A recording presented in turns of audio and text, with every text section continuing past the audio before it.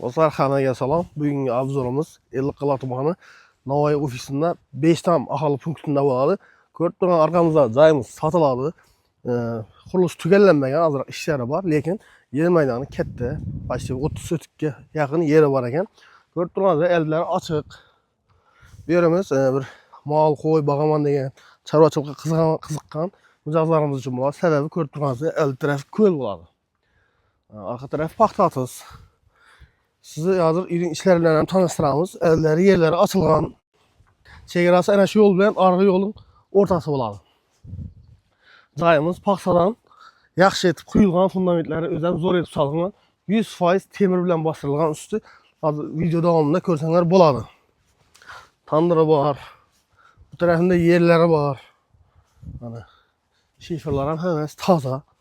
Narxi ham bunday qimmat emas, zo'r narxda olgan. Arka tarafları hem yer. En muhimi, asosiysi şehirde yok gaz. Gaz zor ekan bu yerda, gaz yaxshi deb turibdilar. O gaz tushgan. Bu tarafımız arka tarafı bo'ladi. Arka tarafı paxta 30. Şu 30'ning oyog'i asfalt. Gudursun Bostan yo'li bo'ladi. Asfaltga bir adım. Arka taraflar ham bundan noyisidan chiroyli etib ishlangan. Ko'rib turganingizdek 100% sifatli temir bilan bostirilgan joyimiz, hech qanday ağaç bilan bostirilmagan. Arka tarafında mana shunday naveslari bor. Uyning ichki obzorlari bilan tanishib chiqamiz. Shunday kirib kelganimizda sifatli deb yaxshi temir eshiklar qo'yilgan, yarmaqoqni 100% pollangan. Uyimizni ko'rib turganingizdek temir bilan yaxshi etib bostirilgan. Ustlarini ham ko'rsat, mana joyimiz baland. Pullar yaxshi.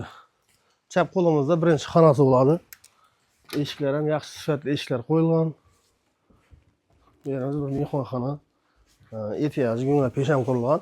Ko'cha tarafga qarab oynalari bor. Plastikdan yaxshi sifatli oynalar qo'yilgan.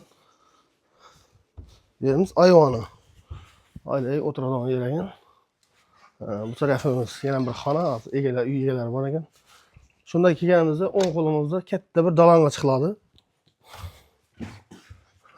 Bu yerimizda bu yoqdan ham chiqish eshigi bor. Ustlari yaxshi etib bostirilgan. O'ng qo'limizda yana bir xonasi bor. Bu yerdan mehmonxona aytsanglar bo'ladi.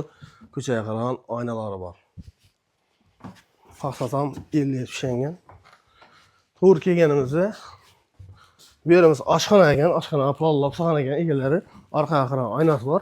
Bu tarafimiz to'q montajlari hammasi kelib turibdi. Sanuzel uchun messa ekan. Sanuzel bemalol solib olsanglar bo'ladi. Oshxonadan orqaga chiqish eshigi.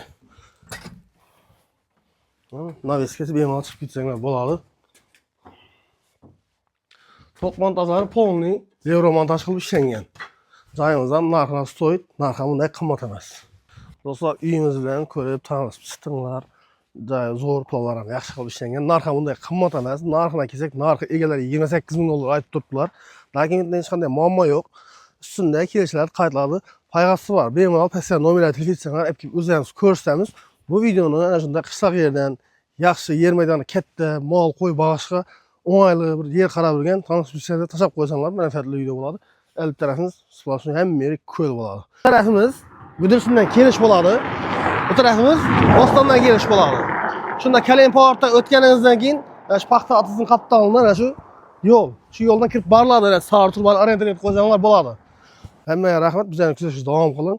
Bir like bosib esdan chiqmasin. Kanalda yangi bo'lsanglar obuna bo'lib qo'yish ham esdan chiqmasin.